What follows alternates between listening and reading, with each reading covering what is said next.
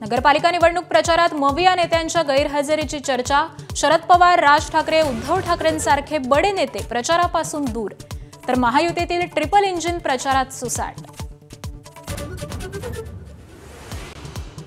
विधानसभा निवडणुकीत पराभूत झालेले 43 जण महायुतीत, 26 पराभूत भाजपत, 13 अजितदादांकडे तर 7 जणांच्या हाती धनुष्यबाण।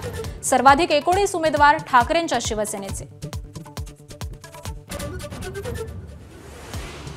अहिल्यानगरच्या काँग्रेस जिल्हाध्यक्षांना अपहरण करून मारहाण। सचिन गुजर यांना गाडीत टाकून मग मारहाण करून सोडलं।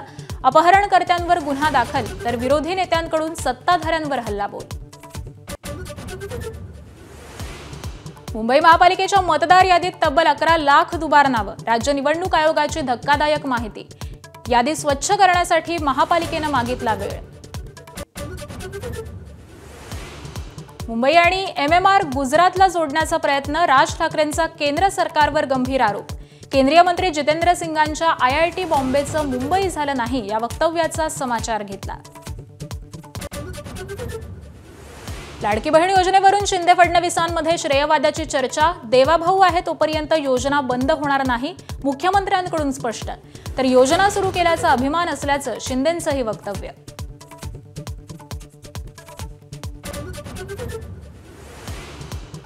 सध्याची सामाजिक राजकीय परिस्थिती पाहून गुदमरल्यासारखं होतंय। ज्येष्ठ अभिनेते नाना पाटेकरांची खंत।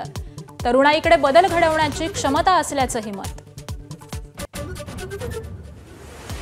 सोलापूरच्या अनगर येथील उज्ज्वला थिटेंच्या अपिलावर आज सुनावणी। दोन्ही बाजूंचा होणार युक्तिवाद। अनगर नगरपंचायत निवडणुकीत उमेदवारी अर्ज बाद झाल्यानंतर दाखल केली होती याचिका।